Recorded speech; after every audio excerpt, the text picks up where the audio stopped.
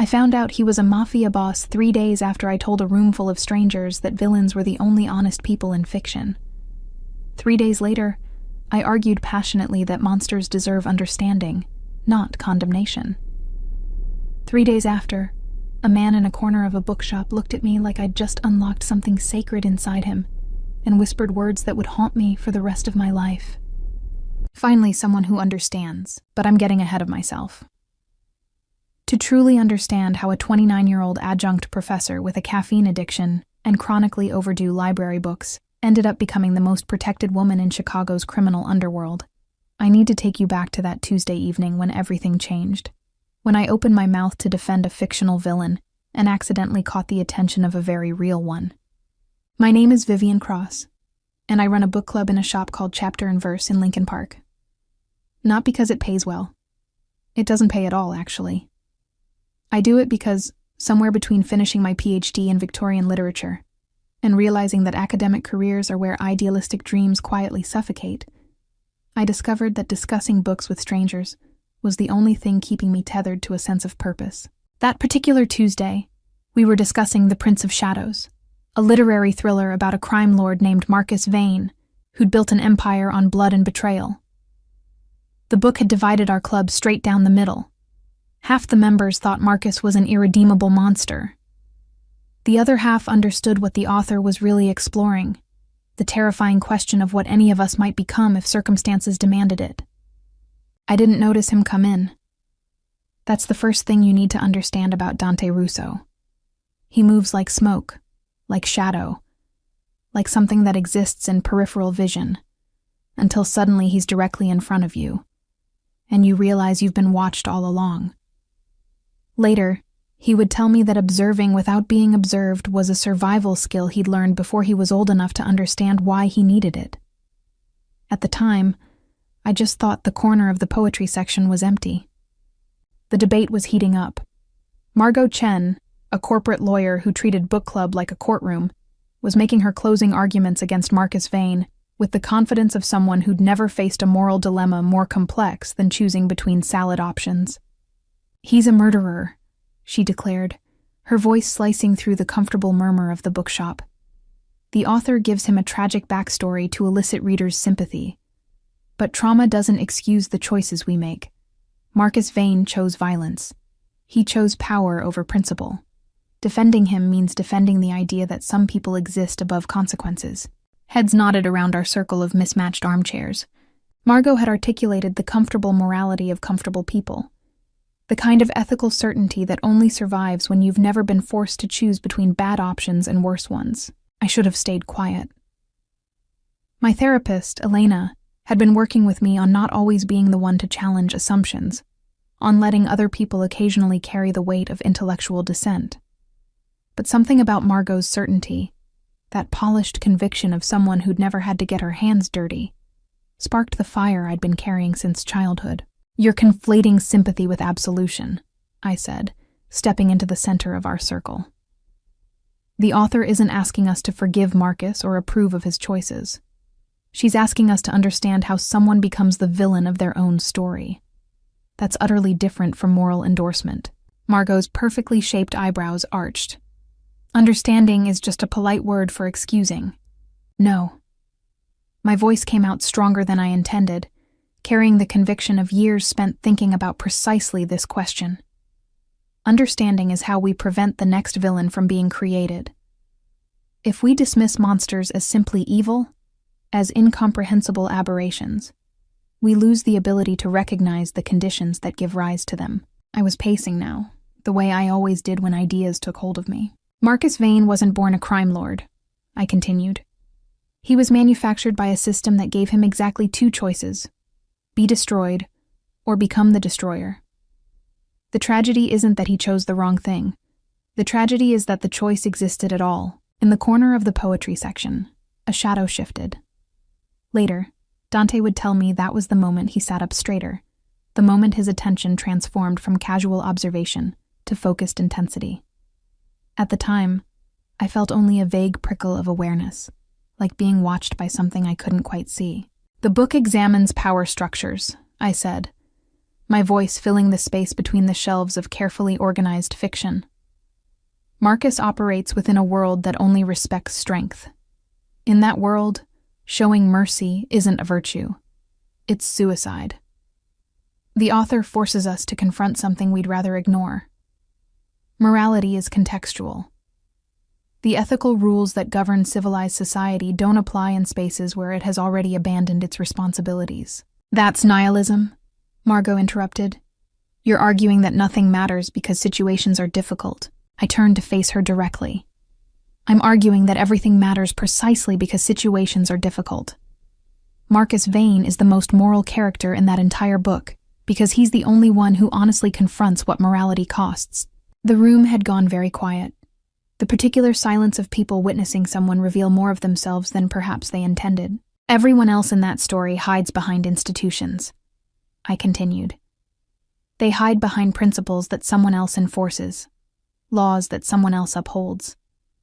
They get to feel righteous because they've outsourced the ugly work to people they'd rather not think about. But Marcus has to decide every single day what he's willing to do to protect the people he loves. He carries the weight of those choices personally, permanently. That's not nihilism. That's the most demanding form of ethics. I stopped pacing. My heart was beating too fast, the way it always did when I touched on ideas that genuinely moved me. Around the circle, faces reflected varying degrees of discomfort, fascination, and, in Margot's case, outright hostility. Finally, the word came from the corner, soft as a held breath, carrying an accent I couldn't place. Finally, someone who understands. I turned toward the voice and my whole body went still. He stood between two bookcases, dressed in charcoal wool that probably cost more than 3 months of my adjunct salary. Dark hair silvered at the temples. Mediterranean features arranged in an expression of focused intensity that made my skin prickle with sudden, inexplicable awareness. Not tall, maybe 5'10", but occupying space with the authority of someone who'd never needed height to command a room. His eyes were what held me. Dark brown, almost black, watching me with an intensity that felt like being seen for the first time. Not the polite attention of someone humoring an intellectual tangent. Something far more dangerous. The recognition of a kindred spirit. "I'm sorry," Margot said, her voice carrying frost. "This is a private discussion." The man stepped forward, and something about the movement, fluid, controlled, inherently predatory, made the temperature in the room drop by several degrees. My apologies for the interruption. His voice was soft, the kind of quiet that made you lean in to hear. I couldn't resist commenting on such a refreshingly honest analysis. He was looking directly at me now, only at me, as though Margot and the others had ceased to exist entirely. "Most people," he continued, "are afraid to admit that morality requires ugly choices. They prefer comfortable condemnation from a safe distance. But you." His gaze traveled across my face, cataloging and assessing. "You understand that sometimes there are no clean hands, only degrees of necessity." I should have been afraid.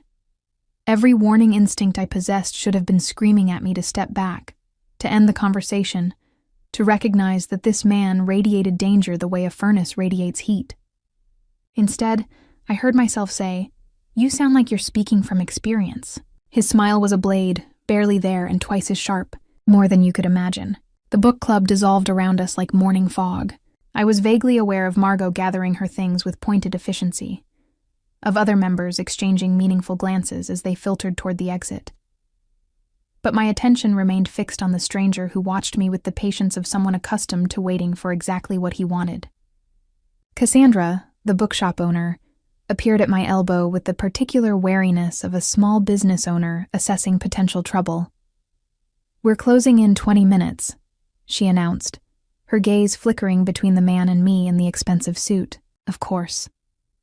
He reached into his jacket, a movement so casual that I almost missed the way Cassandra stiffened, the way her hand drifted toward the counter where I knew she kept pepper spray after a string of late-night incidents last summer. But he only withdrew a wallet, extracting several bills that he pressed into her palm, for the inconvenience of my unexpected attendance. and for whatever the professor here is drinking. Cassandra looked down at the money in her hand, and her expression shifted from suspicion to something closer to shock. This is way too much for coffee. Consider it an appreciation for fostering genuine intellectual discourse in an age of shallow opinions.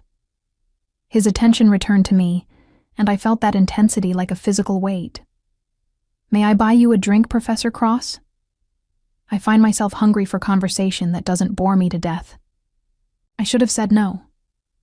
Every practical instinct I possessed, honed by years of navigating academic politics and Chicago dating scenes, screamed that this man was dangerous in ways I couldn't yet articulate. Strangers who appeared from shadows to complement your villain analysis and throw around $100 bills like confetti were not strangers you followed to secondary locations. But I'd spent my entire life being sensible. I'd chosen the safe path, the expected path, the path that led to a PhD I couldn't monetize, and an adjunct career that barely paid for groceries. Just once, I wanted to do something that didn't make practical sense. There's a wine bar 2 blocks east, I heard myself say. They stay open until midnight. His smile deepened, revealing something that might have been genuine pleasure beneath the carefully controlled exterior. Led the way, Professor. We walked through the October chill, leaves crunching beneath our feet on sidewalks illuminated by streetlights that cast everything in amber and shadow. He moved beside me with an effortless grace that suggested physical capability I couldn't quite define. Not the bulk of someone who spent hours in a gym, but something leaner, more efficient. The economy of movement that comes from necessity rather than vanity. You knew my name, I said, breaking the silence that had stretched between us, back in the shop. You called me Professor Cross, but I never introduced myself. He didn't miss a step. Your book club has a modest online presence. I may have done some research before attending. The answer was plausible enough, but something about the way he delivered it, too smooth, too rehearsed, made my instincts prickle. You researched a random book club in Lincoln Park? I research everything that interests me. His gaze slid toward me, assessing. You'd be surprised how rarely I encounter genuinely interesting things. The wine bar was called Noir, which should have been my first warning about the direction this evening was heading. Dark interior, intimate tables, the kind of ambient jazz that suggested secrets were meant to be shared here. The hostess took one look at my companion and immediately led us to a corner booth with clear sightlines to both exits. She didn't ask for his preference. She knew. You come here often, I observed as we settled into leather seats that probably cost more than my couch. Occasionally.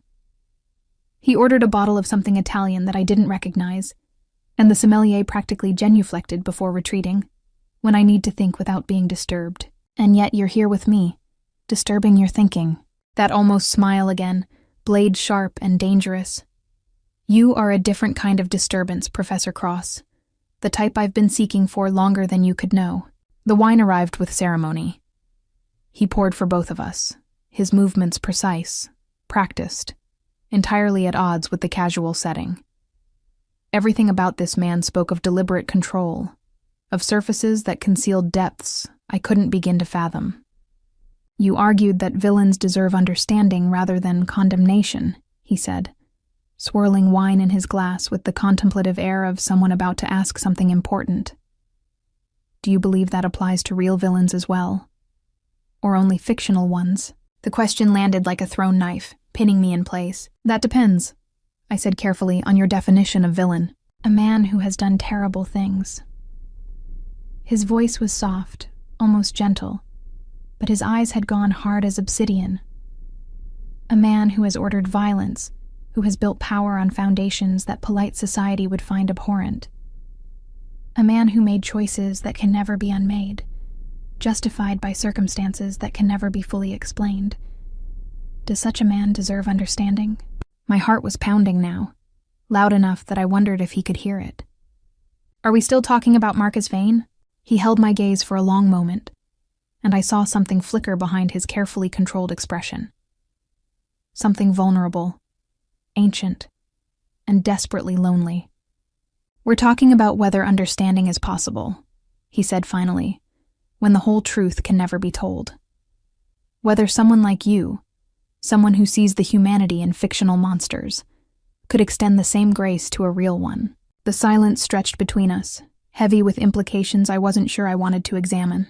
I think, I said slowly, that the willingness to ask that question suggests you're not the monster you believe yourself to be. Something shifted in his expression. Not quite surprised, but something adjacent to it. The recognition of being seen in a way he hadn't expected. You don't know what I've done. No, I agreed. But I know what monsters look like when they talk about themselves. They don't ask whether they deserve understanding. They assume they already have it, or they don't care whether they do. The fact that you're asking means some part of you still believes the answer might be yes. He was quiet for a long moment, studying me with an intensity that felt like being slowly unwrapped. You're either remarkably insightful, he said finally, or extraordinarily naive, probably both. I took a sip of wine that I couldn't taste. Most interesting people are. His laugh caught me off guard, low and genuine and rusty, like something that hadn't been used in a very long time. I think you might be the most dangerous person I've met in years, Professor Cross. Coming from you, I have a feeling that's quite the statement. He leaned forward, close enough that I could smell his cologne. Something subtle and expensive that made my head swim slightly. You have no idea, he murmured. His phone buzzed, shattering the moment. He glanced at the screen, and I watched his expression transform. The warmth that had been building in his eyes vanished, replaced by something cold and calculating and utterly foreign to the man who'd been laughing moments before. I apologize. He was already standing, reaching for his wallet. An urgent matter requires my attention. He placed a business card on the table between us. Simple cream cardstock, elegant font. Just a name and a phone number. Dante Russo. I enjoyed our conversation more than I can adequately express, he said, his voice formal now, controlled. I hope you'll allow me to continue it another time. And then he was gone, moving through the wine bar with that unsettling grace, disappearing into the October night as he'd never existed at all. I sat alone in the booth, staring at the card in my hand, trying to make sense of what had just happened. It took me 3 days to work up the courage to Google his name. It took me exactly 4 seconds to understand why that hostess had known where to seat him, why the sommelier had practically bowed, why everything about Dante Russo radiated a danger I couldn't define. The search results filled my screen with headlines I didn't want to believe. Alleged crime boss Dante Russo questioned in federal investigation. The Russo family maintains its grip on Chicago territory despite RICO attempts. The Prince of Lincoln Park, inside Chicago's most sophisticated criminal empire. I dropped my phone as it had burned me. The man who'd bought me wine and quoted my own arguments back at me. The man who'd asked whether villains deserved understanding with something like hope in his voice. The man whose laugh had sounded rusty from disuse. He was the real thing. And he had my name, my workplace, and apparently a particular interest in continuing our conversation. The rational thing to do was to forget about Dante Russo entirely. Delete his number, avoid chapter and verse on Tuesday nights. Pretend that the most electrifying conversation of my adult life had happened with a perfectly normal man who definitely wasn't connected to organized crime. I am nothing if not rational, which is why I spent the next 72 hours obsessively researching everything I could find about the Russo family, instead of grading the stack of freshman essays decomposing on my kitchen table. The rabbit hole went deep, deeper than I expected and far darker. The Russo family had controlled significant portions of Chicago's criminal infrastructure for 3 generations. Dante's grandfather, Salvatore Russo, had emigrated from Sicily in 1952 and built an empire on gambling, protection, and what journalists euphemistically called labor negotiations. His son, Marco Russo, had expanded into construction, real estate, and legitimate businesses that served as fronts for less legitimate enterprises. But Dante was different. Every article I found emphasized this point, with varying degrees of skepticism. Since taking control of the family at age 28, following his father's assassination by a rival organization, Dante had systematically transformed their operations. He'd divested from drug trafficking entirely. He'd established strict codes about civilian involvement. He'd made enemies of more violent factions by refusing to engage in the brutality that had characterized his father's reign. The Prince of Lincoln Park, one journalist had called him. A mafia boss who quoted philosophy and funded scholarships at inner-city schools. A crime lord who'd never been successfully prosecuted because he inspired loyalty rather than fear, because witnesses refused to testify, not from intimidation, but from genuine belief that he was somehow different from the monsters who'd come before. I didn't know what to do with any of this information. The man I'd met at the bookshop, the man who'd asked whether villains deserved understanding, with something like desperate hope in his voice, didn't match the criminal mastermind described in federal indictments, but neither did he match the sanitized Robin Hood figure that some articles seemed to suggest. The truth, as always, probably lived somewhere in the complicated middle. I should have stopped reading. I should have put down my phone, graded those essays, gone back to my ordinary life of adjunct teaching in book clubs and pretending that Tuesday night had never happened. Instead, I picked up his business card and stared at the phone number until my eyes blurred. He found me first. It was Saturday afternoon, and I was hunched over a corner table at my usual coffee shop, attempting to translate my handwritten notes on Victorian mortality rates into something resembling a coherent lecture. The shop was crowded with the normal weekend mix of students, remote workers, and couples on aggressively wholesome dates. I'd chosen a seat facing the wall specifically to avoid distraction, which is why I didn't see him approach until his shadow fell across my notes. "The mortality rates among London's working class are truly staggering," he observed, his accented voice cutting through my concentration. I had no idea cholera was quite so democratically devastating. I looked up so fast I nearly knocked over my coffee. Dante Russo stood beside my table, dressed more casually than before in a charcoal sweater and dark jeans, looking for all the world like a handsome stranger making friendly conversation about academic research. No one around us spared him a second glance. He was invisible in plain sight, just another Saturday customer at a crowded coffee shop. "How did you find me?" I demanded, my voice coming out sharper than I intended. His expression flickered with something that might have been disappointment. "You researched me," he said. "It seemed only fair that I research you in return. I've been coming to this coffee shop for 2 years. There's no online presence that would lead you here." "No," he agreed, settling into the chair across from me without invitation. "There isn't." The implication hung between us, heavy and unsettling. "You had me follow. I had you protected." He said it casually, as if the distinction were obvious. "There's a difference. Protected from what? From the people who've noticed that I spent an evening in public conversation with a woman I'd never previously met." His dark eyes held mine steadily. "My world operates on suspicion, Professor Cross. When I deviate from established patterns, people pay attention. Some of those people have unfriendly intentions." My stomach dropped. "Are you saying I'm in danger because you bought me a glass of wine?" "I'm saying I was careless, and I'm correcting it now." His voice carried genuine regret, an emotion that seemed foreign on his controlled features. "I should have anticipated the interest my attention would generate. I should have taken precautions before approaching you, not after." This was wild. This was absolutely, categorically wild.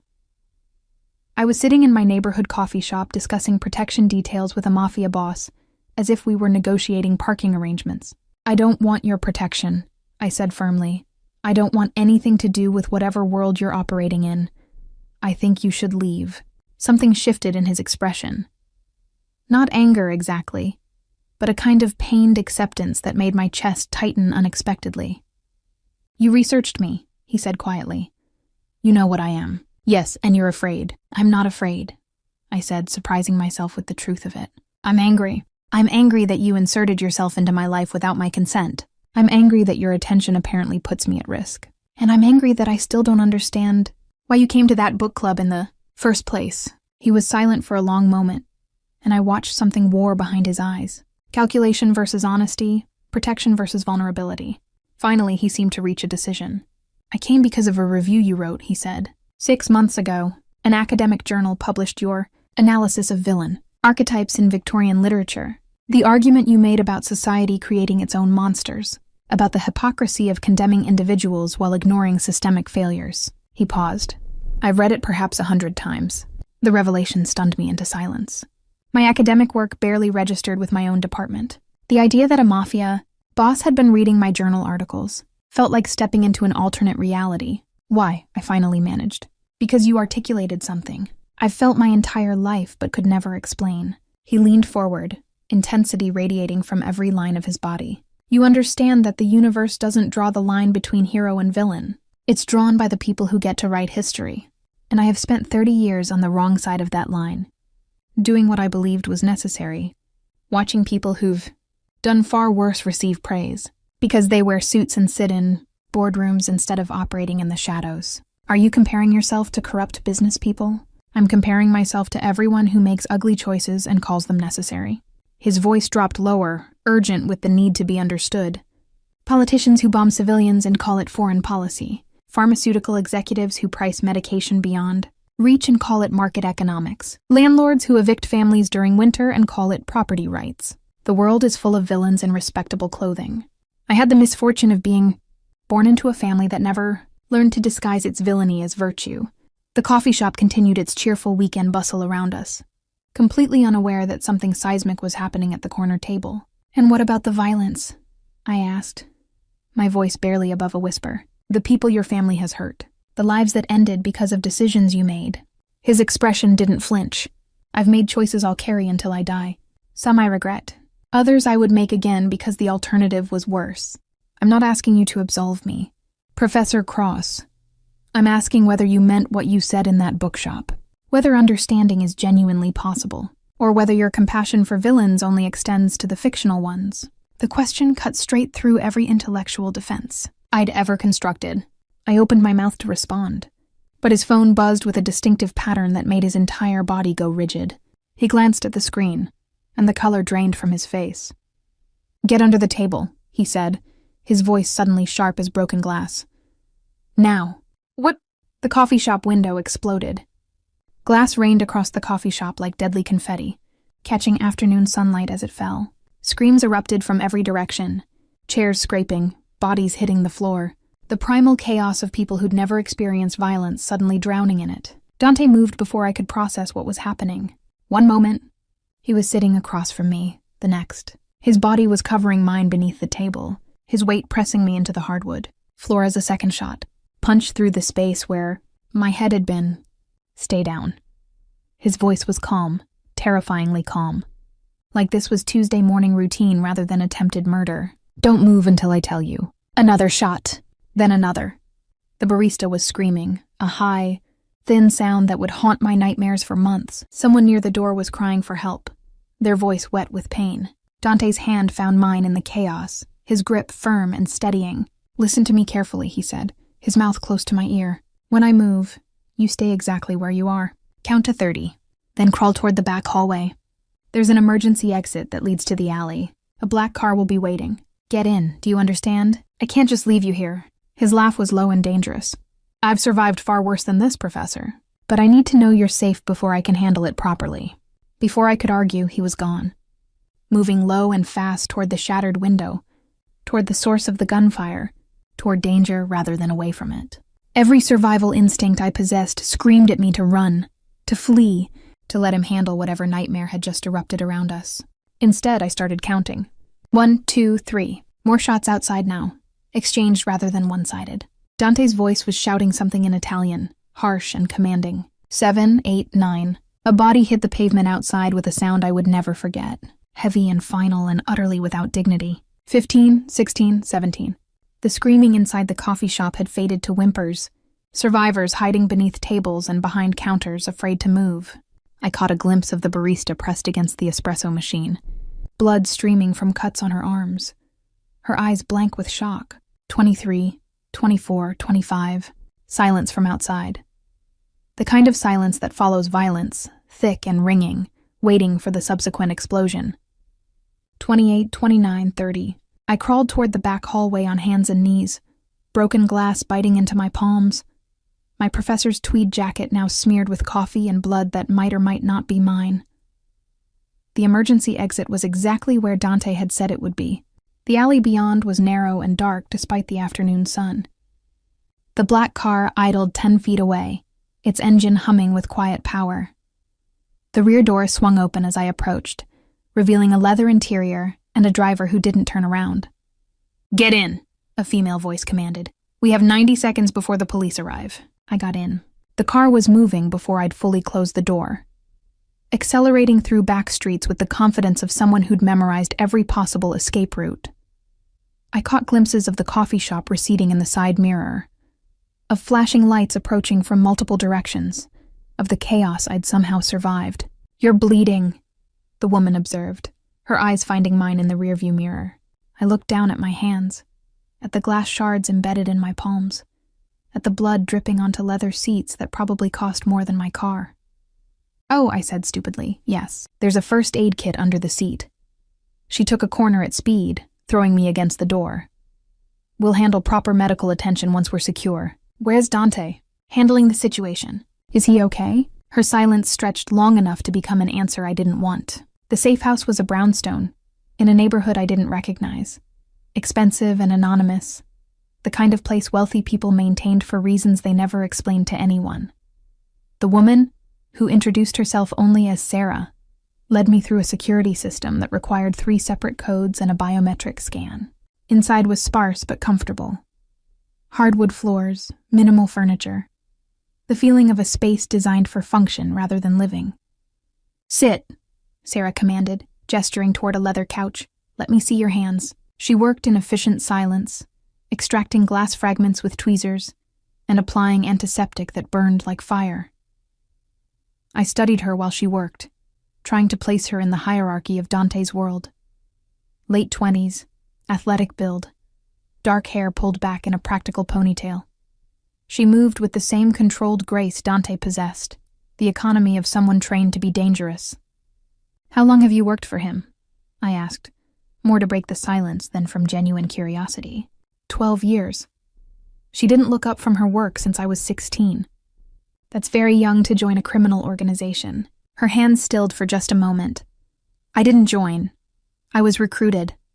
"There's a difference." "Recruited from where?" Now she did look up, her dark eyes assessing me with new interest. "You ask a lot of questions for someone who just survived an assassination attempt." "I ask a lot of questions because I just survived an assassination attempt, and I have no idea what's happening or why." Sarah was quiet for a moment, wrapping bandages around my palms with practiced care. "Dante found me in a group home on the south side," she said finally.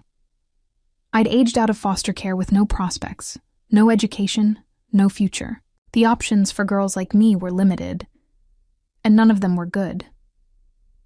He offered me something different. Training, purpose, and a family that actually protected its members." She finished the bandaging and sat back. "I would die for him. Not because he demands it, because he's the only person who ever treated me like I was worth saving." The front door opened before I could respond, and Dante walked in, looking like he'd just returned from a war. His sweater was torn, blood staining the charcoal fabric in patterns I didn't want to analyze. His face was composed, but his eyes carried a darkness that made my stomach clench. "Report," he said to Sarah, not looking at me. 3 shooters, all neutralized. No identification yet, but the weapons suggest ties to Moretti. Police are treating it as gang violence. No witnesses contradict that narrative. Civilian casualties? 7 injured, none critical. The coffee shop owner took shrapnel to the shoulder, but she'll recover. Dante closed his eyes for a moment, and I watched something like grief pass across his features. "This is my fault," he said quietly. "I exposed her. I was careless, and now innocent people are hurt." He was talking about me, about the chain of events that had led from a bookshop conversation to bullets shattering windows. "Who are the Morettis?" I asked, my voice steadier than I felt. Dante's eyes opened, fixing on me with an intensity that stole my breath. "The Morettis are a family who believe that my approach to business is weak," he said.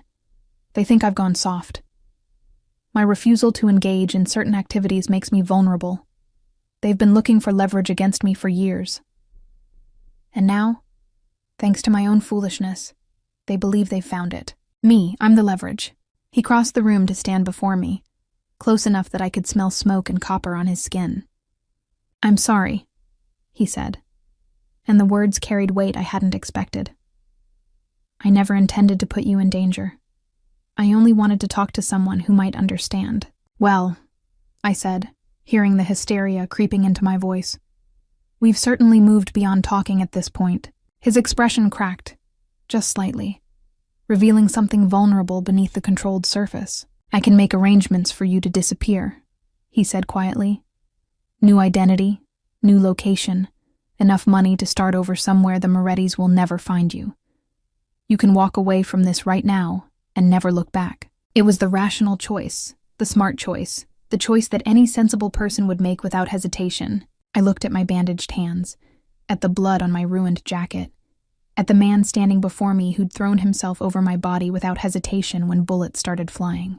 If I disappear, I said slowly, what happens to you? That's not your concern. Answer the question. His jaw tightened. The Morettis will view my failure to protect you as confirmation of weakness. They'll accelerate their plans to challenge my territory. More people will get hurt. People who depend on me to maintain the stability that keeps them safe. So my disappearance doesn't actually solve the problem. It solves your problem. I stood up, ignoring the pain in my hands, ignoring the rational voice in my head screaming that this was madness. You asked me in that wine bar whether villains deserve understanding, I said. Whether someone like me could extend grace to a real monster instead of just fictional ones. His expression flickered with something I couldn't name. I didn't answer you then, but I think you deserve an answer now. I stepped closer, close enough to see the exhaustion beneath his careful composure, the loneliness behind his controlled facade. I'm not running. The safe house became my world for the next 3 days. 4 walls of expensive anonymity, windows that didn't open, and a security detail that rotated every 8 hours with military precision. Sarah brought me clothes from my apartment, books from my office, even the stack of ungraded essays that I attacked with desperate focus, because the alternative was to think about the fact that my life had become unrecognizable. Dante visited every evening, arriving after dark and staying until the small hours of the morning. We talked about everything except the obvious: Victorian literature and Italian cinema, Chicago politics and Mediterranean cooking, the philosophy of moral responsibility, and the best pizza in the city. He was brilliant, I discovered. Not just intelligent, but genuinely brilliant. The kind of mind that made unexpected connections and asked questions that reframed everything you thought you knew. He'd never finished high school. The revelation came casually, dropped into a conversation about educational inequality, as if it were nothing significant. My father believed formal education was a waste of time for someone destined to run the family business, he explained, swirling whiskey in a crystal glass. I learned what I needed from tutors, from experience, from books I read in secret because Marco Russo thought his son should be learning to hurt people instead of understanding them. But you read everything, I said. Philosophy, history, literature. You quoted Dostoevsky at me yesterday like it was a casual conversation.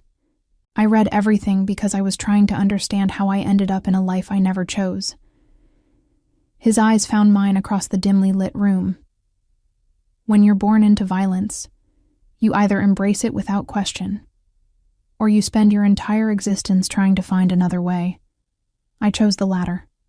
Books were my escape route, even when I couldn't physically escape. The intimacy of these conversations terrified me more than the assassination attempt had. I was supposed to be a hostage, a liability, a problem to be managed. Instead, I was becoming something far more dangerous. I was becoming someone who understood Dante Russo, who saw past the reputation to the man underneath, who looked forward to his evening visits with an anticipation that felt like falling. On the 4th day, he arrived earlier than usual, his expression carrying a gravity that made my stomach clench. We need to discuss your situation, he said, settling into the chair across from my spot on the couch. The Morettis have made their intentions clear. He slid a photograph across the coffee table. A woman I didn't recognize, with Mediterranean features, dark hair, and lifeless eyes staring at nothing. Lucia Ferrara, Dante said quietly. She was a translator who worked for a family allied with mine.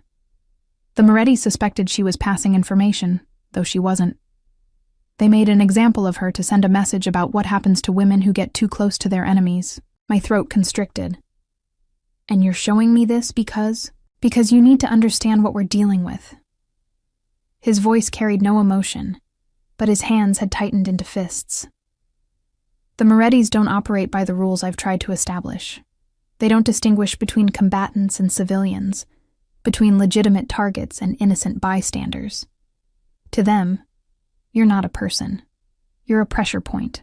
I stared at the photograph, at the woman who died simply for being adjacent to the wrong world. What are my options? I asked, surprised by the steadiness of my own voice. Disappear and hope they lose interest. That's still on the table. We already discussed why that doesn't actually solve anything. No, he agreed, it doesn't. Which brings us to option 2. He produced a second photograph. A warehouse on the outskirts of the city, industrial and anonymous. The Morettis are planning something significant. My intelligence suggests they're consolidating resources for a substantial move against my territory. If I can disrupt their operation before it launches, the threat to you diminishes substantially. But I need information I don't currently have. And you're telling me this because you have skills I lack. His eyes held mine with that intensity I'd learned to recognize. You can read people, Vivian. You see patterns in behavior that most people miss entirely. That's what drew me to you in the first place. Your analysis of fictional villains demonstrated an understanding of psychological motivation that most trained investigators never develop. I felt the pieces clicking together, forming a picture I didn't want to see. You want me to help you. I want to offer you a choice. He leaned forward, urgent to be understood. I could handle this without you. It would take longer, cost more, and risk more lives. Or you could use the skills you've spent your entire academic career developing for something that actually matters. Not analyzing dead authors, but understanding living people who pose real threats. You're asking me to join your organization. I'm asking you to consult on a specific problem, with clear boundaries and a defined endpoint. His expression was careful, controlled. Once the Moretti situation is resolved, you return to your everyday life. No obligations, no ongoing involvement, no permanent entanglement with my world. The word normal felt laughable. My everyday life had included grading essays and running book clubs, not hiding in safe houses while crime families debated whether to kill me. What exactly would I be doing? Attending a social function with me tomorrow evening. He said it casually, as if it were a reasonable request. A charity gala hosted by a family that maintains connections to both the Russo and Moretti organizations. Several key figures will be present, people whose loyalties are uncertain. I need to know who can be trusted and who's already aligned with my enemies. You want me to profile mob figures psychologically at a cocktail party. I want you to do what you did at the bookshop. Observe, analyze, and identify the tells that reveal truth beneath performance. His ghost of a smile appeared. Consider it field work for your research on villain archetypes. The absurdity of the situation struck me with sudden force. A week ago, I'd been worried about whether my adjunct contract would be renewed. Now I was being recruited to analyze criminal psychology at Mafia social events. What if I say no? Then I continue with my existing plans, and you remain here under protection until the situation resolves itself. His voice carried no threat, only tired acceptance. I won't force you into anything, Vivian. I've spent my entire life having choices made for me. I won't do that to someone else. It was the right thing to say, and he knew it. The manipulation was transparent and somehow still effective, because beneath the calculation I could see genuine conviction. Dante Russo actually believed in consent, in choice, in treating people as autonomous agents rather than pieces on a board. That belief was more seductive than any threat could have been. Tell me about the gala, I said. His expression flickered with something that might have been relief. The Castellani family hosted annually a fundraiser for children's hospitals that serves as neutral ground for various interested parties. He pulled out his phone and scrolled through photographs of elegantly dressed people in expensive settings. Lorenzo Castellani has maintained careful neutrality between my organization and the Morettis, but I have reason to believe he's being pressured to choose a side. Understanding where his loyalties actually lie could determine how the next several months unfold. And you can't just ask him directly. In my world, direct questions receive performed answers. People say what they believe you want to hear, what keeps them safest, what maintains their options. The truth lives in micro-expressions, in word choices, in the gaps between what people say and how they say it, which is where I come in, which is where you come in. I studied the photographs on his phone, faces that meant nothing to me yet, lives entangled in webs I was only beginning to understand. I'll need background on everyone significant who'll be attending, I said. Family histories, business relationships, known conflicts and alliances. I can't read behavior accurately without context for what I'm observing. Sarah will provide complete dossiers by morning, and I'll need appropriate clothing. I gestured at my current outfit, yoga pants, and an oversized sweater Sarah had retrieved from my apartment. I don't think this meets charity gala dress codes. That ghost of a smile deepened into something almost warm. I believe Sarah has already anticipated that requirement. Of course she had. Everything about Dante's organization operated on anticipation, on preparation, on having contingencies for contingencies. One more thing, I said, holding his gaze. If I do this, I need your honesty. Complete honesty about what I'm walking into, what the risks are, and what you're actually hoping to accomplish. I won't be a pawn moving unthinkingly across a board I don't understand. He was silent for a long moment, something warring behind his dark eyes. Complete honesty is dangerous, he said finally.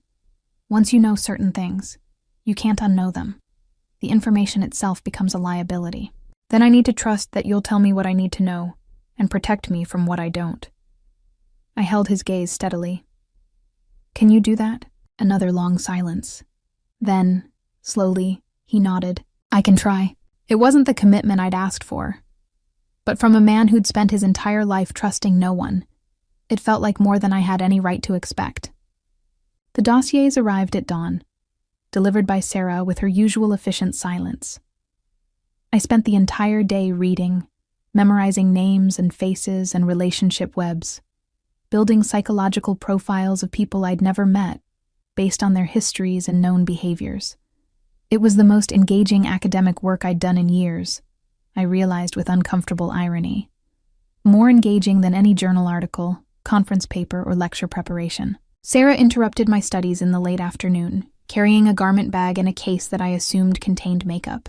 Time to get ready, she announced, unzipping the bag to reveal a gown that probably cost more than my annual salary. Dante selected it himself. The dress was deep emerald green, elegant without being ostentatious, cut to flatter without being provocative, professional enough for serious work, beautiful enough to attract attention. He has good taste, I admitted. Sarah's expression flickered with something I couldn't read. He wanted you to feel confident, she said. Not like a costume. Like yourself, only more so. It was such an unexpectedly thoughtful gesture that I didn't know how to respond. 2 hours later, I stood in front of a full-length mirror, barely recognizing the woman staring back at me.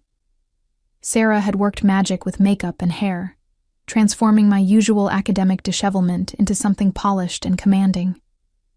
The emerald dress fit like it had been made for me, probably because it had been. Dante appeared in the doorway, his reflection joining mine in the mirror. He wore a black suit that made his previous attire look casual, cut with the precision that I'd learned indicated serious money and serious intent. You look, he started, then stopped. Something in his expression shifted, the careful control slipping for just a moment. Stunning, he finished quietly. You look absolutely gorgeous. Heat crept up my neck, unexpected and unwelcome. Don't be charming, I said, adjusting an earring to avoid his gaze. I need to focus tonight, not worry about whether you're manipulating me with compliments. His reflection smiled, sharp and dangerous and somehow sad. What if the compliment is simply genuine? Then repeat it when we're not about to walk into a room full of people who might want us dead. I turned to face him directly.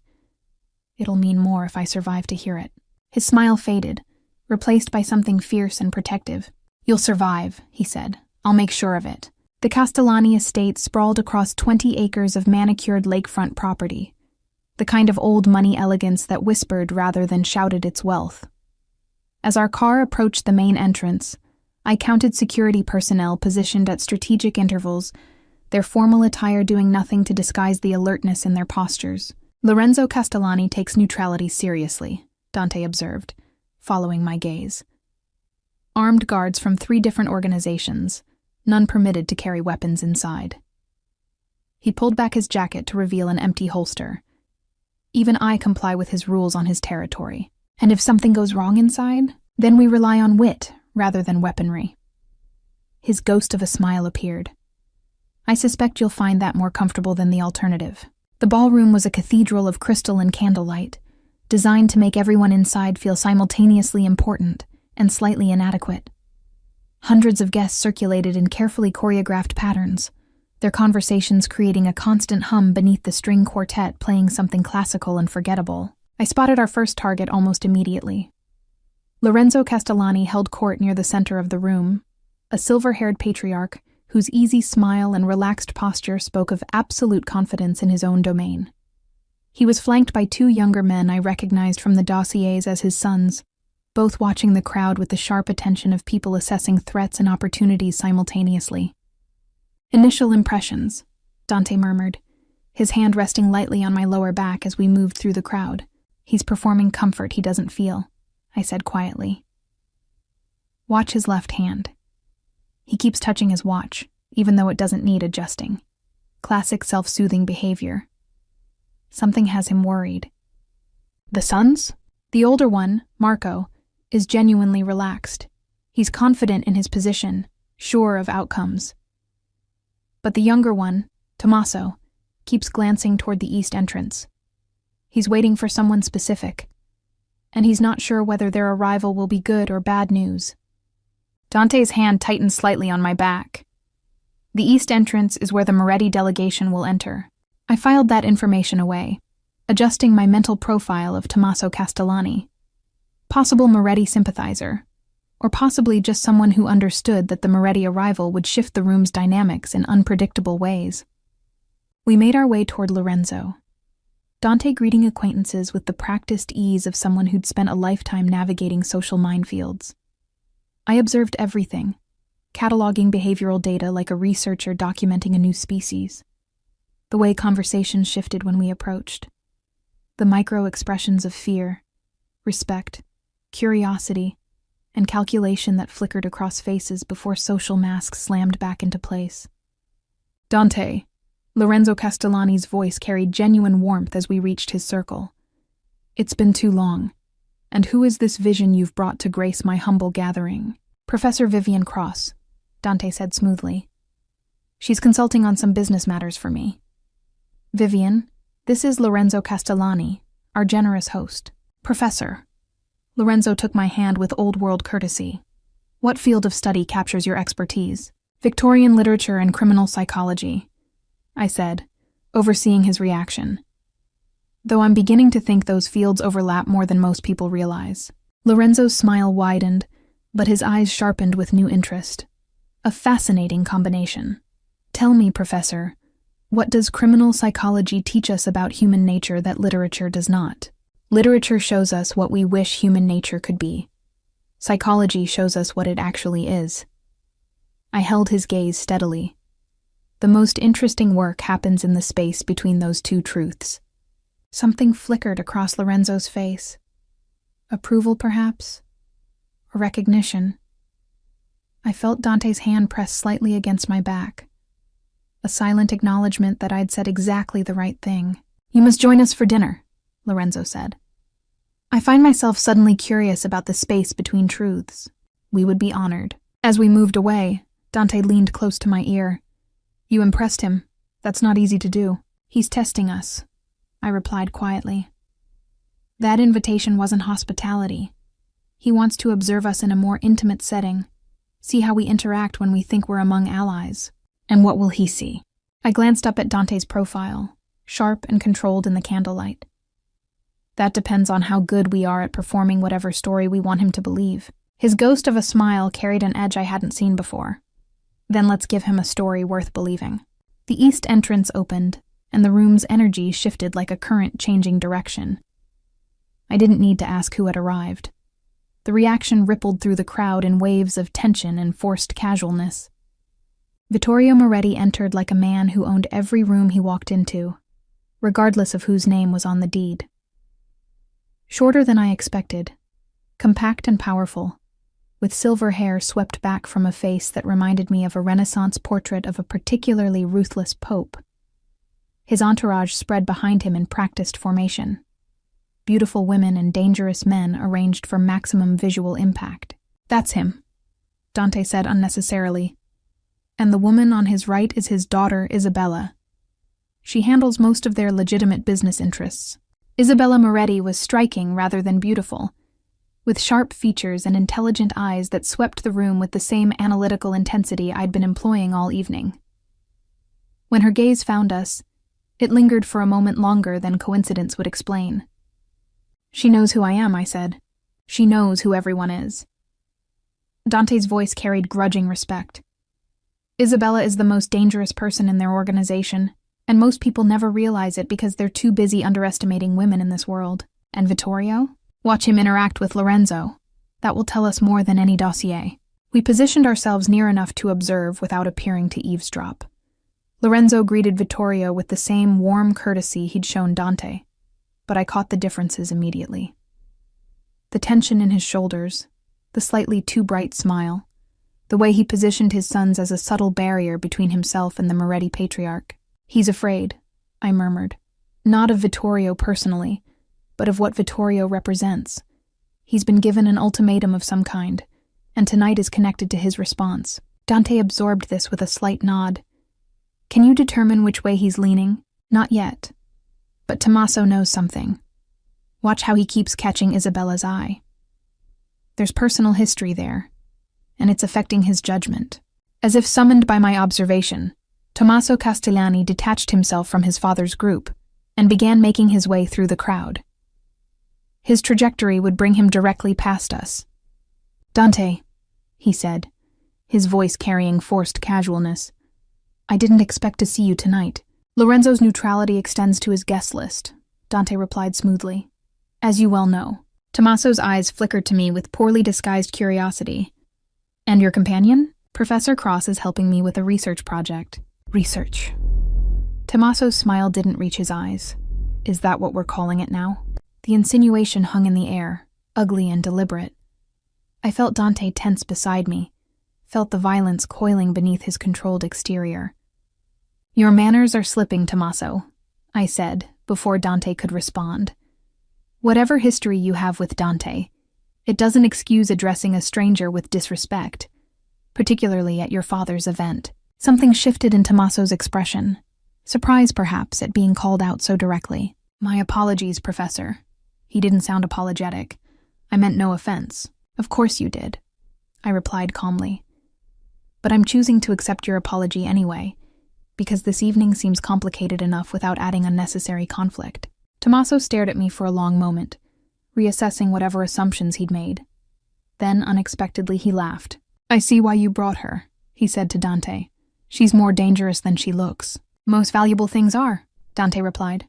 Tommaso moved on, but not before exchanging another loaded glance with Isabella Moretti across the room.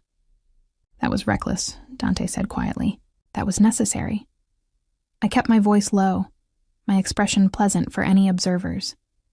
He was trying to establish dominance, to make you react emotionally. If you'd responded aggressively, everyone watching would have seen exactly what he wanted them to see.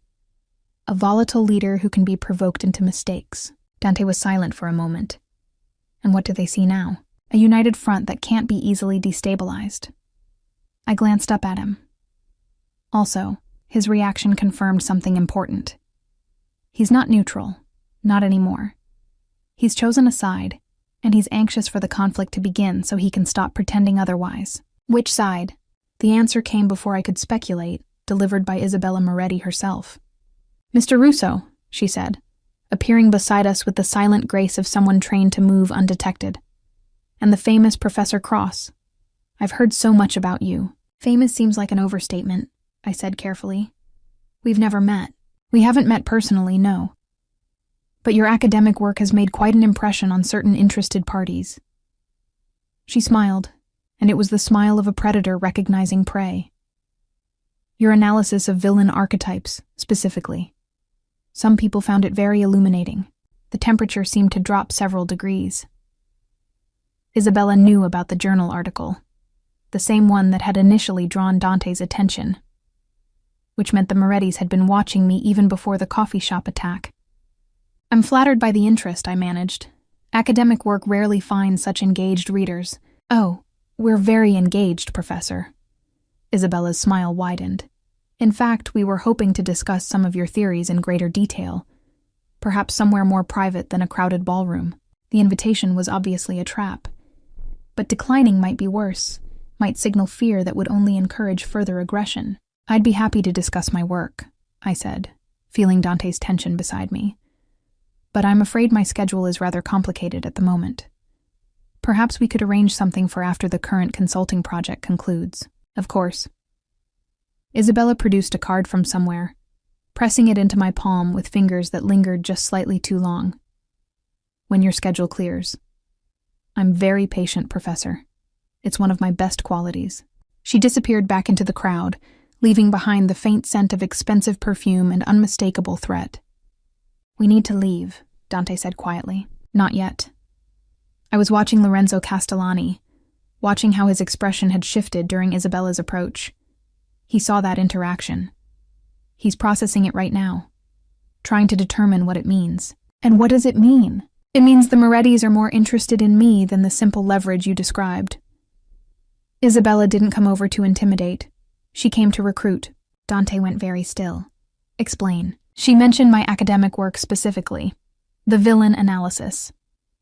She's not trying to use me against you, Dante. She's trying to determine whether I might be helpful to them directly, whether my skills could be turned." "Can they?" The question hung between us, loaded with implications neither of us wanted to examine. "I don't know," I admitted. "A week ago, I would have said no. But a week ago, I didn't know this world existed. I didn't know what I was capable of." Dante's hand found mine, his grip fierce and possessive. "Then let's make sure you never have to find out," he said. Dinner was served in a private salon adjacent to the main ballroom, with 12 guests selected by Lorenzo Castellani, whose reasons became clearer as I studied the seating arrangement. We were positioned at his right hand, a mark of either honor or suspicion, depending on how you interpreted the gesture.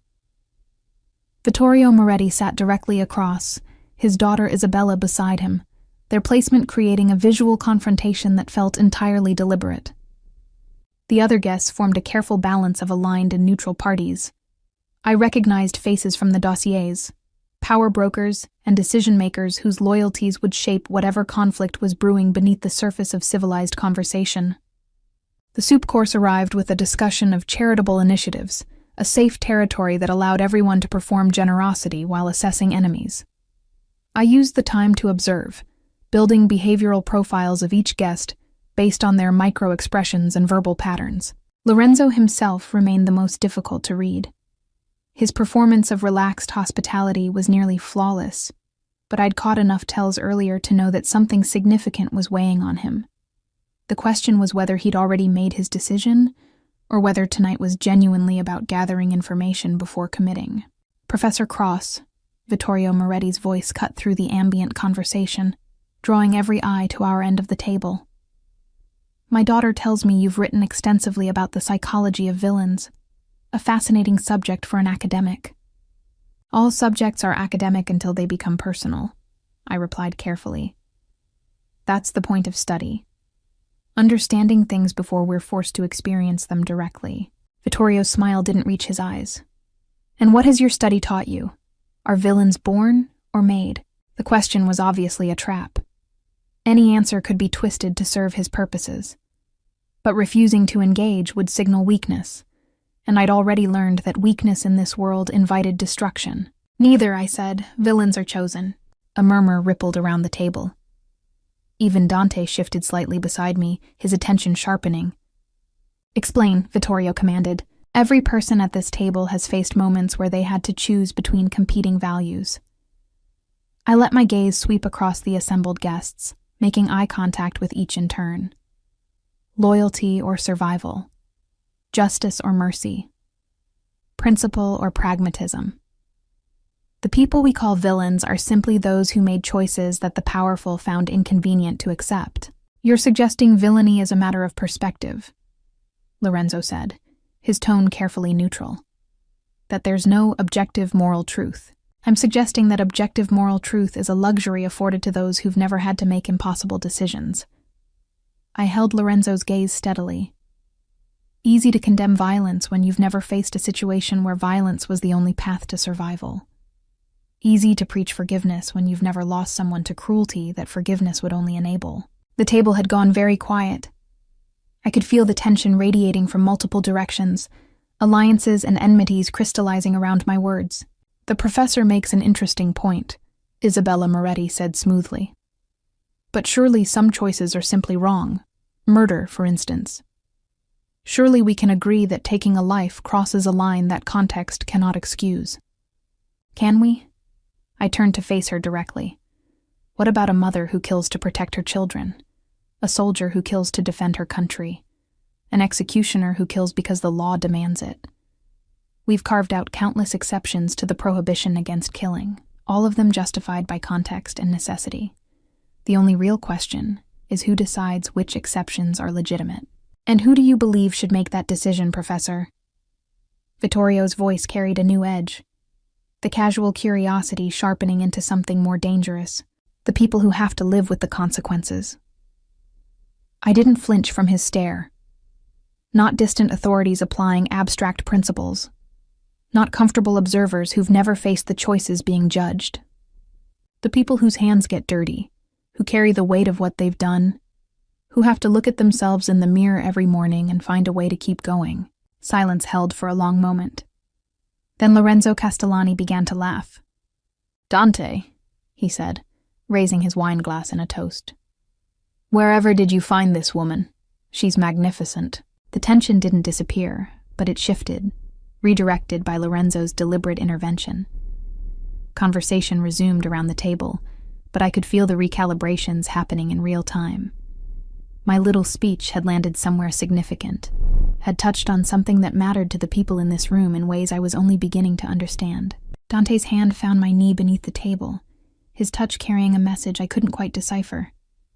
Approval, perhaps, or warning, or something else entirely. The main course arrived, and the conversation fragmented into smaller discussions.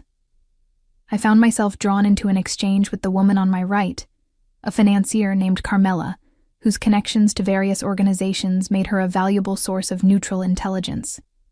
You've made quite an impression, she murmured, her voice pitched for privacy. Both sides are reassessing their assumptions about you. Both sides, I repeated. That suggests a conflict I'm only partially aware of. Carmela's smile was knowing. The Russo and Moretti families have been circling each other for years. Lorenzo's neutrality has maintained a balance that many people depend on. But neutrality has costs, and those costs are becoming increasingly difficult to bear. What kind of costs? The kind that gets people killed. She sipped her wine with studied casualness. The Morettis are expanding aggressively, absorbing smaller organizations, eliminating competition. Lorenzo's territory sits directly in their path. He can align with them and survive, or resist and face consequences. And Dante? Dante represents a third option. Carmela's gaze flickered toward him with something that might have been respect. He's been building alliances with other families who share his concerns about Moretti's expansion. A coalition of the unwilling, if you will. Lorenzo's choice will determine whether that coalition has enough strength to matter. The political landscape snapped into focus with sudden clarity. This wasn't just about me, or even about the personal conflict between Dante and the Morettis. This was about the future of organized crime in Chicago, about whether power would consolidate under Moretti's brutality or distribute among a coalition of more moderate voices. And I just announced my philosophical alignment in front of everyone who mattered. After dinner, the guests dispersed into smaller conversations throughout the salon. I found myself momentarily alone, Dante drawn into a discussion with several men I didn't recognize, and I used the opportunity to observe without the pressure of performance. Isabella Moretti approached before I could retreat to safer territory. You handled my father well, she said, settling beside me with the casual intimacy of an old friend. Most people either grovel or challenge. You did neither. I answered his question honestly. Honesty isn't a strategy. Everything is a strategy, Professor. Isabella's smile carried sharp edges. The only question is whether you're aware of the game you're playing. Is this the part where you try to recruit me again? This is the part where I offer you information freely given. Her voice dropped lower, forcing me to lean in to hear. My father wants to destroy Dante Russo. Not just defeat him. Eradicate him. Everything he's built, everyone he cares about, every hope he has for a different kind of future. And you, Professor, have just painted a target on yourself that my father will not ignore. Why are you telling me this? Because I'm not my father. Something flickered in Isabella's expression, something that looked almost like sincerity. And because I'm curious what you'll do with the information. She walked away before I could respond, leaving me with questions that multiplied faster than I could process them. Dante appeared at my side moments later, his expression carefully neutral for any observers. What did she say? She told me your destruction is her father's primary objective. I kept my voice steady, despite the fear coiling in my stomach, and she implied that she might not share his enthusiasm for that goal. Isabella is many things, but she's not stupid. Dante guided me toward a quieter corner of the salon. She knows her father's methods are unsustainable. The brutality that built their empire is the same brutality that will eventually destroy it. You think she's positioning herself for a future without him? I think she's keeping her options open. His ghost of a smile carried something that might have been admiration. Much like you, actually. Intelligent women navigating dangerous worlds controlled by men with more power than wisdom. Is that how you see yourself? A man with more power than wisdom. His expression shifted, the careful control slipping just enough to reveal something vulnerable beneath. I see myself as someone trying to build something different, he said quietly. Something my daughter could inherit without being ashamed of its origins. The revelation hit me like a splash of cold water. Do you have a daughter? Had. His voice carried ancient grief, the kind that never fully heals. Sophia was 7 when she died. Leukemia. The same year, I took control of the family. Dante. He held up a hand, forestalling the sympathy he clearly couldn't bear. The point is that her death changed everything about how I saw my legacy. I looked at the world I'd inherited, the violence and corruption and endless cycles of retribution, and I couldn't imagine explaining any of it to her. Couldn't imagine her asking why people had to die for our family to prosper. So you started changing things. So I started trying. He met my eyes with devastating honesty. Every decision I've made for the past 12 years has been shaped by one question. What would Sophia think of her father? It's not enough. It can't undo the past or erase the blood on my hands. But it's all I have. The noise of the salon faded around us, the political machinations and strategic calculations momentarily irrelevant in the face of raw human grief. That's why you came to the book club, I said slowly. That's why you were drawn to my analysis of villains. You're trying to understand whether redemption is possible, whether someone who's done terrible things can become something else. I'm trying to understand whether understanding is possible, he corrected. Whether anyone could know the whole truth of what I am and still see something worth saving. I reached for his hand, propriety and observation be damned. I see you, I said quietly. Not the reputation or the power or the carefully constructed image. You. And what I see is someone who carries impossible weight every single day and somehow still tries to be better than the circumstances that made him who he is. His fingers intertwined with mine, gripping with an intensity that spoke louder than words. Vivian. The way he said my name, like a prayer and a confession combined, made my chest ache with emotions I couldn't name. We should go, I said before someone notices us being human in public. His laugh was low, broken, and beautiful. Yes, we should, but neither of us moved. We stood in that corner of Lorenzo Castellani's salon, hands intertwined, surrounded by enemies and uncertain allies. And for one impossible moment, none of it mattered. Then Sarah appeared at Dante's elbow, her expression carrying urgency that shattered the moment. We have a problem, she said quietly. Tommaso Castellani just made a phone call. 3 minutes later, a convoy of vehicles departed the Moretti compound heading this direction. How many vehicles? 8. Dante's entire demeanor transformed, the vulnerability vanishing beneath cold calculation. That's not a social visit, I said. No. His jaw tightened. That's an assault force. The next 90 seconds revealed exactly how Dante's organization operated under pressure. Sarah was already speaking into a concealed earpiece, coordinating responses I couldn't hear. 2 men I hadn't noticed before materialized from the crowd, positioning themselves near exits with the casual alertness of professionals awaiting instructions. Lorenzo, Dante said, approaching our host with a calm that betrayed nothing of the crisis unfolding. It appears some uninvited guests are approaching your property. I thought you should know before they arrive. Lorenzo's expression flickered through surprise, calculation, and finally something that looked like resignation. Tommaso, he said quietly. My own son. I'm afraid so. The older man aged 10 years in the space of a heartbeat. I suspected, but hoping and knowing are different things. He straightened his shoulders with visible effort. What do you need from me? Your security systems, and a clear path to the East Wing. Dante's voice carried no judgment, only pragmatic focus. And your word that whatever happens tonight, the Castellani family's neutrality ends here. Lorenzo held his gaze for a long moment. Then slowly he nodded. You have it. And Dante? Make sure my son survives this. Whatever else happens, he's still my blood. I'll do what I can. It wasn't a promise, and Lorenzo knew it. But it was the best either of them could offer under the circumstances. Sarah appeared at my elbow. Professor, we need to move you to a secure location. No. The word came out before I'd consciously decided to say it. I'm not hiding while other people fight battles that exist because of me. Dante turned, his expression carrying a conflict I recognized. The protector is warring with the pragmatist. Vivian, this isn't a book club debate. These people will kill you without hesitation. These people are coming because the Morettis want to send a message about what happens to anyone connected to you. I held his gaze steadily. If I hide, that message succeeds. If I stand beside you, it fails. You could die. I could die hiding too. At least this way. I die making a choice instead of having one made for me. Something shifted in his expression.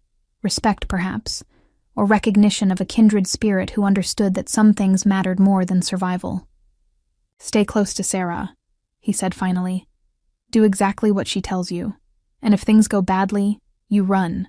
You don't look back. You don't try to help. You run. Understood? Understood. He held my gaze for one more moment. Something unspoken passing between us. Then he was moving, issuing orders to his people with the quiet authority of someone who'd commanded in crisis many times before.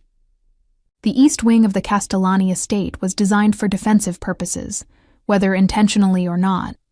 Narrow corridors, limited entry points, plenty of cover for defenders. Lorenzo's security forces merged with Dante's people in a display of cooperation that felt like watching history pivot in real time. I positioned myself behind an overturned table with Sarah, the absurdity of my situation hitting me with sudden force. A week ago, I'd been grading essays about Victorian mortality. Now I was crouched behind furniture in a mansion, waiting for a Mafia assault while wearing a designer gown. Life, I learned, had a dark sense of humor. The first shots came from outside, sharp cracks that shattered windows and sent crystal chandeliers swaying. Return fire erupted from defensive positions, the sound enormous in the enclosed space. Stay down, Sarah commanded, her weapon drawn and steady. This is the distraction. The real assault will come from somewhere else. She was right. Moments later, an explosion rocked the building's north side, the sound reverberating through the floor beneath us. Shouts and gunfire intensified, the chaos of genuine combat replacing the controlled exchange of the opening moments. Through the smoke and confusion, I caught glimpses of Dante moving with a grace that seemed impossible under the circumstances. He wasn't hiding behind cover like the others. He was directing, coordinating, and occasionally engaging directly when threats emerged, a conductor orchestrating violence with the same precision he brought to everything else. Professor, Sarah's voice was sharp. We need to relocate, now. She pulled me through corridors I couldn't have navigated alone, her knowledge of the building suggesting she'd studied the layout long before tonight.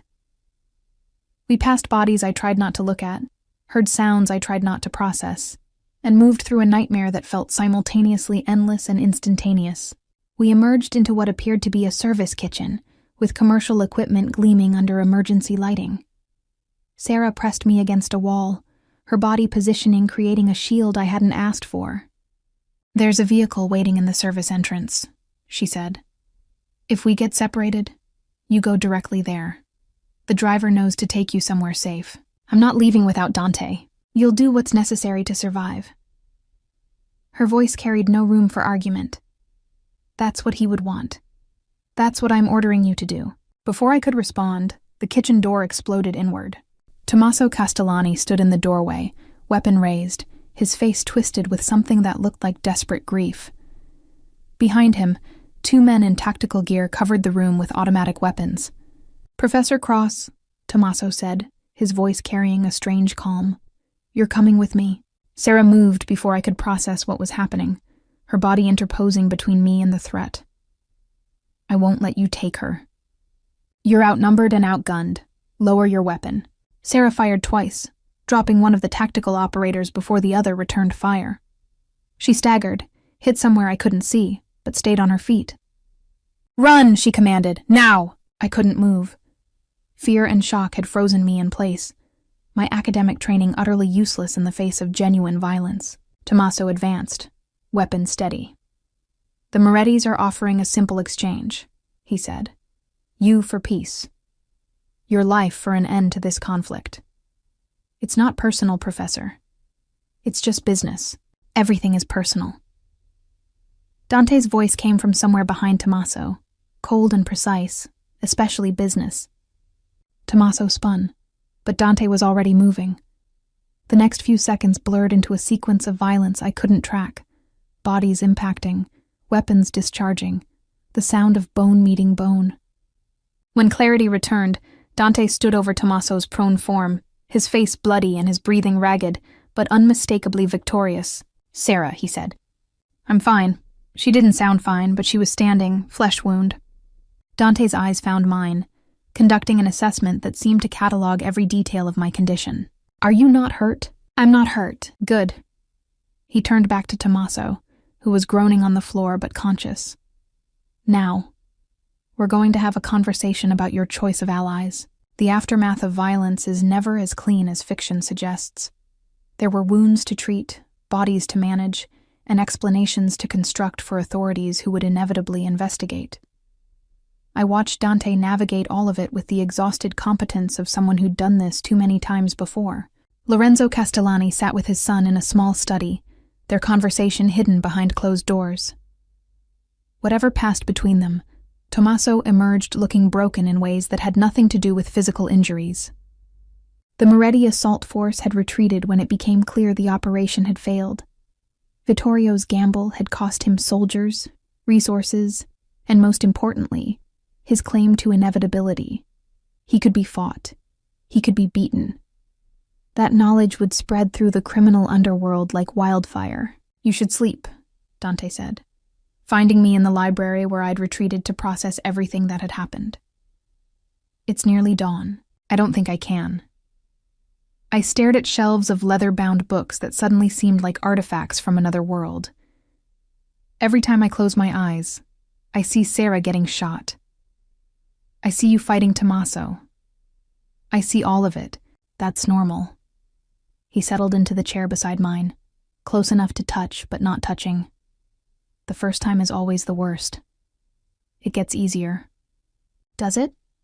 Or do you get better at hiding how much it costs you? His ghost of a smile carried genuine sadness. Probably both. We sat in silence for a while, the weight of the night settling around us like a heavy blanket. I meant what I said earlier. I finally offered to meet with you to understand what you're trying to build. I know you did. That's what terrifies me. Why? Because now you've seen what my world actually looks like. Not the philosophical discussions about villainy and moral complexity, but the blood and chaos and impossible choices. And I'm afraid that seeing the reality will destroy whatever you thought you understood. I turned to face him directly. You think I'm going to run now that I've seen the truth? I think you'd be smart to run. I've never been particularly good at being smart.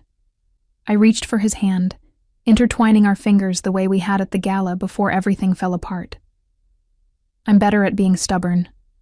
At staying when leaving would be easier, choosing complications over comfort. This isn't a book club argument you can win with clever reasoning. His voice was rough with emotion he was barely containing. This is my life. Violence, danger, and moral compromises that never stop demanding more. I know. I squeezed his hand tighter. I've spent my entire career studying villains, trying to understand what makes people choose darkness over light. And what I've learned is that the choice is never as simple as it seems. That the people we call monsters are usually just people who ran out of better options. I'm not a character in a novel, Vivian. I don't get redemption arcs. Maybe not. But you get choices. Every day you get to choose what kind of person you're going to be. And from what I've seen, you keep choosing to be better than your circumstances require. That matters. That's worth something. He was quiet for a long moment, his dark eyes searching my face for something I couldn't name. You should know that if you stay, there's no going back. His voice carried weight that settled into my bones. You'll become part of this world, complicit in everything that happens within it. Your old life, your academic career, your comfortable distance from moral complexity. All of it ends. My old life ended the moment I defended a fictional villain against a real one. I held his gaze steadily. The only question now is what I do with the life I have left. And what do you want to do? I want to understand. The words came from somewhere deep, somewhere I'd been hiding from myself. I want to use what I know about human behavior to help build something different. Something better than the brutality that came before. His expression shifted, hope and fear warring behind his careful control. You want to work with me. Not just consult on a crisis, but actually participate in what I'm building. I want to matter. I want my skills to serve something more significant than journal articles no one reads. And I want to stop pretending that a comfortable distance from hard choices makes me morally superior to people who have to make them. Dante raised our intertwined hands, pressing his lips to my knuckles with a tenderness that seemed impossible from someone I'd just watched fight for his life. Then stay, he said quietly. Please help me build something worth believing in. The sun was rising over the Castellani estate, golden light streaming through windows that still bore the scars of the night's violence. In that moment, surrounded by the aftermath of battle and the promise of more conflict to come, I made a choice that would define everything that followed. I stayed. Not because it was safe, smart, or sensible. Not because I understood the full implications of what I was agreeing to. But because for the first time in my life, I'd found something worth being brave for. 6 months later, I would stand beside Dante at a different kind of gathering, watching as former enemies became reluctant allies in a coalition that was slowly reshaping Chicago's criminal landscape. The Morettis were contained, not defeated, but no longer expanding. Lorenzo Castellani had become one of our strongest supporters, and his son, Tommaso, was working to earn back the trust he'd betrayed. I've published no new academic papers. My adjunct contracts had lapsed without renewal. The book club at Chapter and Verse continued under new leadership, the Tuesday night discussions carrying on without me. But I'd found something better than academic recognition. I'd found purpose. Using my skills to assess threats, to identify potential allies, and to understand the psychological dynamics that could turn enemies into partners, or partners into enemies. And I'd found him. The villain who wasn't a villain. The monster who was trying to become something else. The man who'd heard me defend fictional darkness and recognized a kindred spirit worth claiming. Finally, someone who understands. He'd been right, that first night in the bookshop. Understanding was possible. Not easy, never easy, but possible. And sometimes, in the space between truths, that was enough.